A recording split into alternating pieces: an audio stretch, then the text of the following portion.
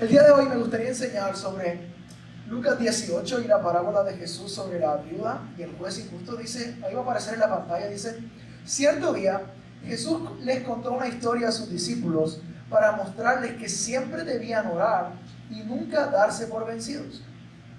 Había un juez en cierta ciudad, dijo, que no tenía temor de Dios ni se preocupaba por la gente. Una viuda de esa ciudad acudía a él en repetidas veces para decirle: hágame justicia en este conflicto con mi enemigo. Durante un tiempo, el juez no le hizo caso, hasta que finalmente se dijo a sí mismo: no temo a Dios ni me importa la gente, pero esta mujer me está volviendo loco. Me ocuparé de que reciba justicia, porque me está agotando con sus constantes peticiones. Entonces el Señor dijo: aprendan una lección de este juez injusto. Si hasta él dio un veredicto justo al final, ¿acaso no creen que Dios hará justicia a su pueblo escogido que clama a él de día y noche? ¿Seguirá aplazando su respuesta? Les digo, él pronto les hará justicia. Pero cuando el Hijo del Hombre regrese, ¿a cuántas personas con fe encontrará en la tierra? Hoy he titulado mi mensaje Construyendo una vida de oración. Construyendo una vida de oración. No sé si alguno de ustedes ha escuchado sobre el caso Colmenares. ¿Alguno ha escuchado sobre el caso Colmenares? Porque eso es un pololó, hay testigos falsos y toda la cosa. Pero hace como 1 año y medio en Netflix salió una serie sobre el caso Colmenares. Y yo me la vi en 2 días, me pareció súper interesante. Y hay una escena en esta serie que apenas vi la escena yo la anoté y dije: no, esta escena tiene que ser, la voy a utilizar alguna vez para una prédica. Y es la escena donde la mamá va al despacho del fiscal como a llevarle pruebas o a decirle: hey, atiende el caso de mi hijo, ya llevo 1 año en esto, atiéndelo, aquí tengo las pruebas, atiende el caso de mi hijo. Y el asistente del fiscal en la serie le dice: hey, tienes que atender a esta mujer, porque si no, la vamos a atender aquí todos los días a la misma hora, así que atiéndela. Y el juez, bueno, el fiscal ahí empezó a atender el caso y toda la cosa, pero eso representa la misma historia que vamos a estudiar hoy. O sea, la viuda iba todos los días constantemente, y es lo que Jesús nos está enseñando con esta parábola. Y es interesante que parábolas era la manera o la forma favorita de enseñar de Jesús. Él enseñaba de muchas maneras, hizo muchas enseñanzas, pero parábolas era como se sentía más cómodo con parábolas. Y con parábolas es importante entender que a los rabinos, a las personas que enseñaban, no se les ocurrían las parábolas en el momento, no. Ellos se sentaban a estudiar las parábolas, a pensarlas muy bien, para poder enseñar un principio difícil en una historia muy fácil, sin tener que dar un concepto o una clase, sino nada más contaban una historia y ahí podías entender bien de lo que él quería enseñar. Y con parábolas es muy importante saber cuál es el centro de la parábola, cuál es el foco de la parábola, porque si no vamos a caer en malas interpretaciones. Si no, nos vamos a ir por las ramas y vamos a dejar el núcleo, que es lo importante. Y hay veces que Jesús daba como el significado de esta parábola. Y yo creo que lo hacía por 2 razones. Número 1, para que supiéramos, para que no perdiéramos tiempo buscando cuál es el sentido de tal parábola. Y número 2, que es la que creo más firme, para que no malinterpretemos la parábola y no dañemos la enseñanza. Entonces, por eso Jesús decía: mira, esta parábola se trata de orar siempre y nunca darte por vencido. Entonces, lo que tenemos en esta parábola, el primer personaje, es un juez injusto. Un juez injusto. Déjame decirte algo, que en ese tiempo, en Roma, los jueces eran muy corruptos. Eso ya, gracias a Dios, no sucede hoy, pero en ese tiempo los jueces eran demasiado corruptos. El sistema estaba permeado por corrupción terriblemente. Y a estos jueces, pues les valía que la gente dijera que ellos eran corruptos. La gente los odiaba porque eran de verdad muy malos. El apodo que tenían eran jueces ladrones. Me enredé. Iba a decir jueces, no sé. Jueces ladrones, eran jueces ladrones.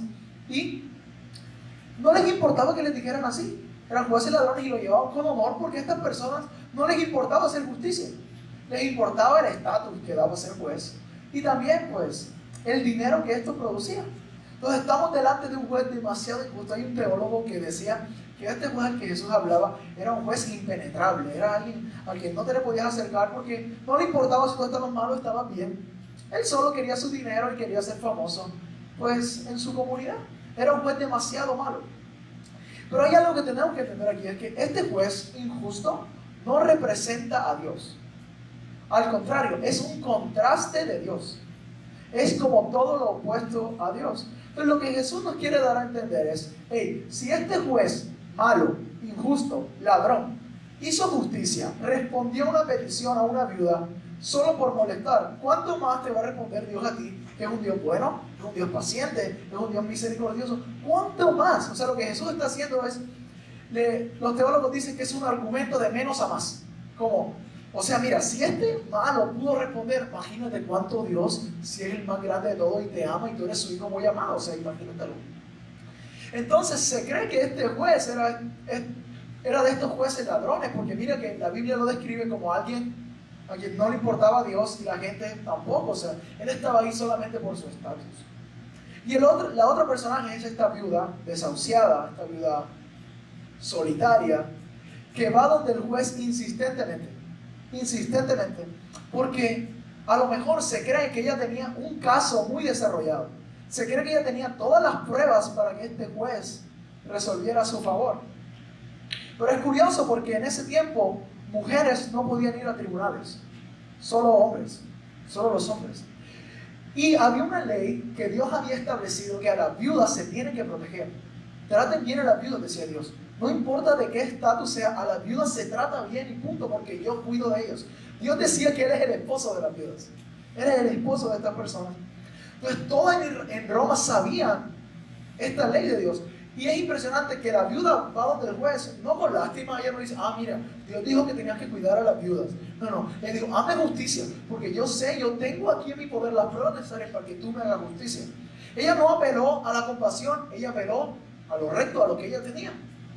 Entonces se cree que esta viuda, pues, obviamente no tenía esposo, pero a lo mejor tampoco tenía ningún hermano, ningún primo, ningún amigo, ningún vecino varón para que pudiera ayudarle, porque si esta persona hubiera tenido un varón, pues el varón hubiera ido por ella y hubiera sido más fácil. Pero esta mujer estaba sola. Esta mujer estaba viviendo un infierno. Se cree que a lo mejor estaba peleando una herencia. Entonces a lo mejor no tenía ni qué comer. Estaba viviendo una situación muy precaria. Y esta mujer nos representa a nosotros. Esta mujer nos representa a nosotros que tal vez estamos viviendo una situación que no queremos vivir, pero aún así le seguimos clamando a Dios. Esta mujer nos representa en que, ¿sabes? No tengo otra salida, no tengo otra opción, lo único que me queda es clamarle a Dios. Entonces, si hoy tuviéramos la oportunidad de hablar con esta mujer nos diría, sigue pidiendo. Aunque hoy no vea justicia, sigue pidiendo, porque Dios siempre responde. Dios siempre, si el juez injusto me respondió a mí, ¿cuánto más Dios no te va a responder a ti? Si este juez era malo, imagínate Dios que es bueno. Hay un ejemplo que Jesús da y dice, ustedes que son papás, ¿cuántos son papás aquí? Jesús pregunta, si su hijo le pide un pan, ¿usted le da una piedra? ¿Se lo da o no se lo da? ¿Cierto que no, mamá? No, me quiere mucho. Dice, si su hijo le pide un huevo, ¿usted le da un escorpión? No. Entonces, ¿cuánto más Dios dará cosas buenas a quienes se lo pidan? Porque siempre la oración tiene que ver con esta palabra insistencia.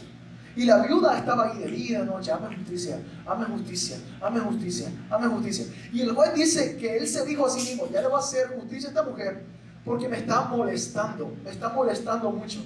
Y esta palabra molestando en el griego significa, te lo voy a poner en una imagen, es como si un boxeador te pegara aquí en la quijada. Como ese dolor es el mismo que esa viuda le está causando a ese juez. Era un poquito exagerado este tipo. Pero se sentía así, ya estoy aburrido de que esta vieja me moleste, entonces le voy a dar lo que pide. Entonces, si hay algo que quiero que te quede claro, mira, el punto principal de mi mensaje no lo pierdas en tu semana es esto. Cuando tú oras, Dios actúa. Cuando tú oras, Dios actúa. No importa qué situación sea la que estés viviendo, si levantas una oración al cielo, Él te va a responder. Si levantas una oración al cielo, Él va a actuar a tu favor. Porque Dios siempre ha actuado por oraciones de seres humanos. Y nunca ha actuado sin que alguien orara.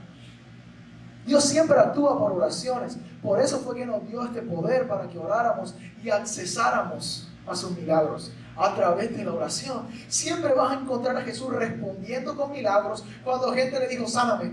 Cuando gente le dijo, sálvame. Cuando gente le dijo, no puedo. Siempre cuando hacemos una oración, eso hace que Él actúe. Porque cuando yo oro, cuando tú oras, Él actúa. Pues quédate con esta verdad en tu semana. Cada vez que yo oro, Dios va a actuar. Pero hay una cosa aquí. ¿Qué pasa las veces que yo he orado y Dios no ha hecho nada? Yo he conocido personas. La historia de una persona que estaba orando por su madre. Que Dios sanara a su madre y no la sanó.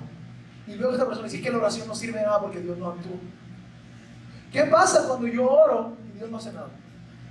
¿Qué pasa cuando yo oro y a mis ojos no sucede nada? ¿Qué pasa?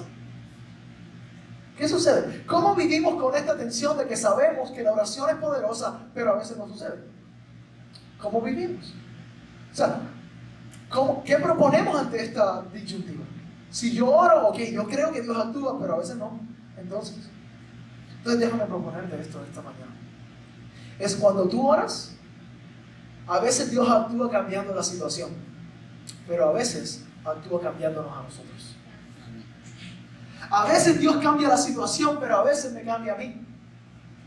Porque ves, este es el chiste de la oración. Este es el meollo del asunto. Orar no solo para que Dios cambie una situación, sino para que a través de la oración me cambie a mí. Para que yo tenga unos ojos nuevos, una perspectiva nueva, una tranquilidad nueva. Que sabes, Dios sabe no solamente lo que tú quieres, sino que Él sabe lo que tú necesitas. Entonces a veces Dios no te responde lo que tú quieres porque te va a responder con lo que tú necesitas.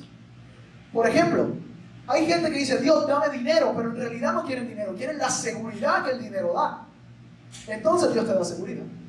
Hay gente que dice, Dios, dame un novio, pero a lo mejor no necesitas un novio, necesitas amor, y Dios te da el amor. A veces pedimos, Dios, dame sanidad en mi cuerpo, pero lo que más anhelamos detrás de la sanidad es tener tranquilidad de que estamos bien. Entonces, a veces Dios nos da esa tranquilidad en medio de mi problema para que yo sea un testimonio de su gracia. A veces Dios no me quita la situación, pero me da lo que yo en realidad necesito. A veces lo que necesito es una paz inexplicable. Entonces Dios, aún con mi dolor, aún con mi problema, me da la paz para que yo pueda decir que Dios es bueno aún en medio de mi problema. ¿Ves? Este es el chiste de la oración. Es que yo sea transformado. Es que yo sea moldeado por Dios. No solamente llegar donde Dios y hacer una lista de peticiones. Dios, Dios, haz esto, haz lo otro. Y Dios se parece más a un genio de la lámpara.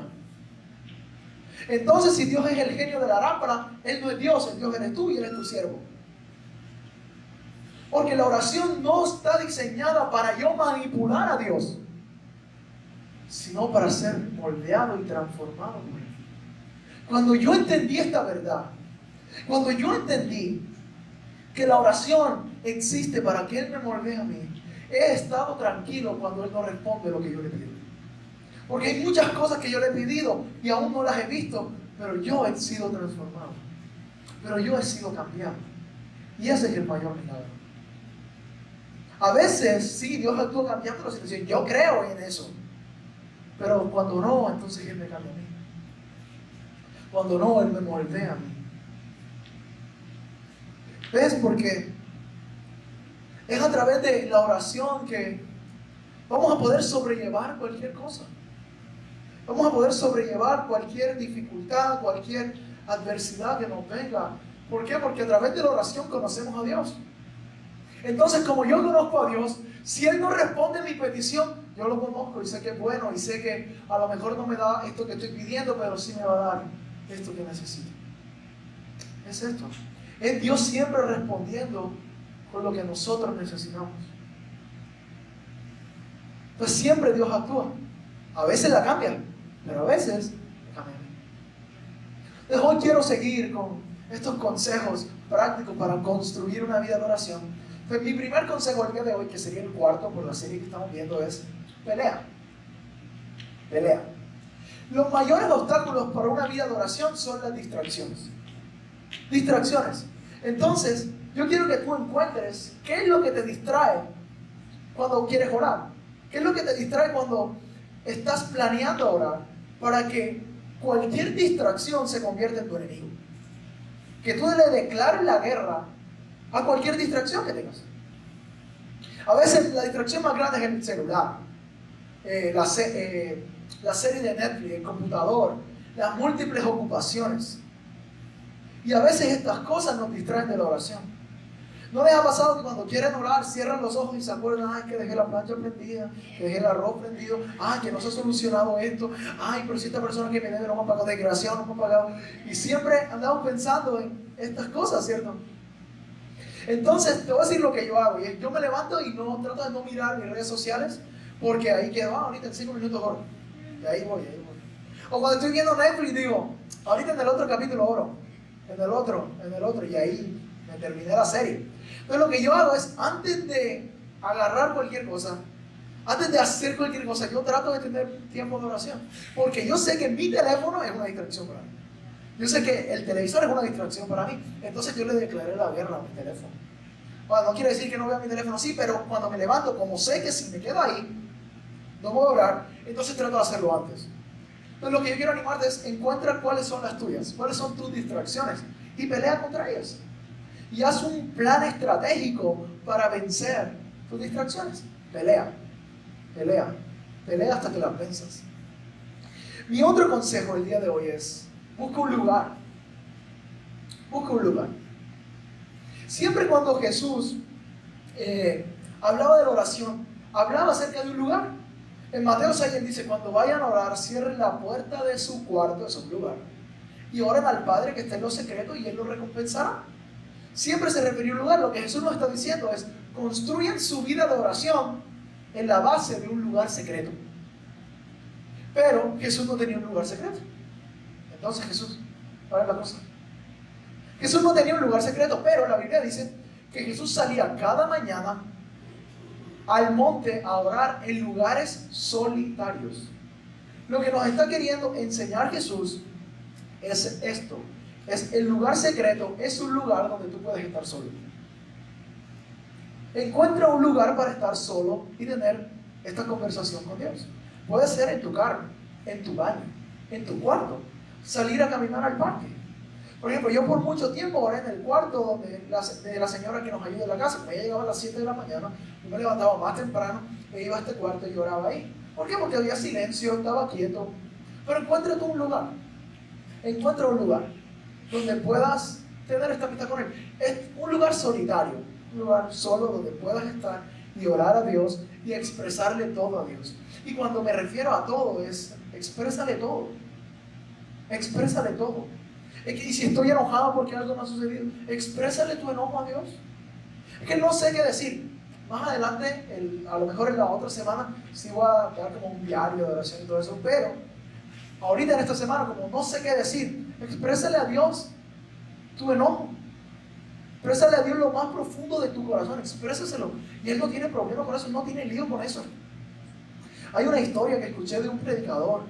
Estaba en un hospital y vi una persona orando por un familiar. Estaba orando, Señor, sánalo, por favor, en nombre de Jesús. Sánalo, Señor. Pero el familiar falleció. Entonces esta persona salió enojado y agarró piedras y había una estatua de Jesús, una pintura de Jesús, y empezó a tirarle piedras a la estatua. Y empezó a dañar la estatua.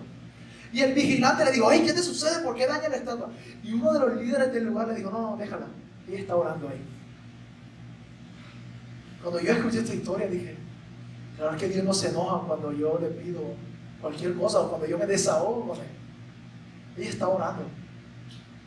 Y si no te gusta esa idea, pues lee los salmos y mira cómo David se quejaba con Dios. ¿Hasta cuándo, Dios? ¿Cuándo me vas a hacer justicia? Yo veo que mis enemigos prosperan y yo ¿qué? Era Dios así. Encuentra un lugar en donde tú le puedas expresar las cosas a Dios. Y mi tercer consejo, súper sencillo, es define una hora. Cuando estamos creando un hábito, necesitamos estar fijos en algo, a esta hora, en este lugar. Luego ya cuando lo construyas ya va a ser fácil, en cualquier lugar lo vas a hacer.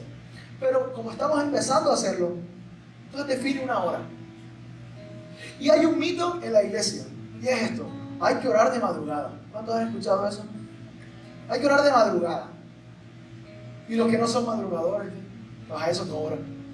A eso Dios no los escucha por pecadores y flojos. Entonces, mi propuesta, si tú no eres madrugador, es esta: no ores a la primera hora del día.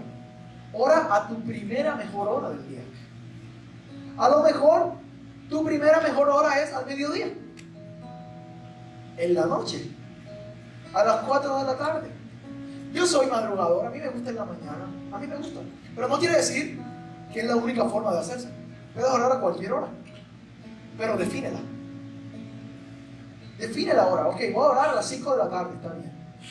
Voy a orar a la 1 de la mañana. De pronto, como no te has dormido y oras esa hora antes de dormir, está bien.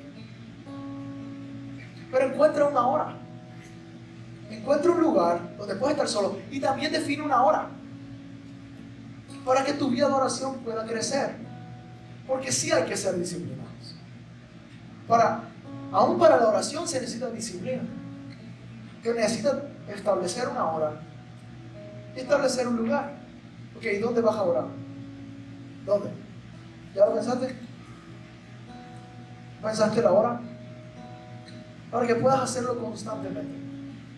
Porque ven, no se trata de dar saltos en oración, se trata de dar pasos pequeños. Yo confío mucho en pasos pequeños. En pequeños pasos. Pequeñas acciones. Hechas constantemente. Pequeñas, muy pequeñas. Entonces que tú digas, ok, hoy voy a orar a las 5 de la mañana. Ponle que te levantes temprano. Voy a orar en la sala. Ok, está bien, ahí. Y así nuestra vida de oración va a seguir siendo constante, o va a empezar a ser constante. Entonces, como iglesia, juntos, todos, los quiero animar a que nos unamos a este reto de 20 días de oración. 20 días de oración. 20 días de oración. Hoy necesitas salir con, voy a orar en tal lugar y a tal hora, por 20 días seguidos. Estudiosos dicen que para crear un hábito se necesitan 66 días. Y los primeros 22, los primeros 20, 21 días son para que tú elimines viejos y crees nuevos. Entonces empecemos a crear este nuevo hábito de la oración.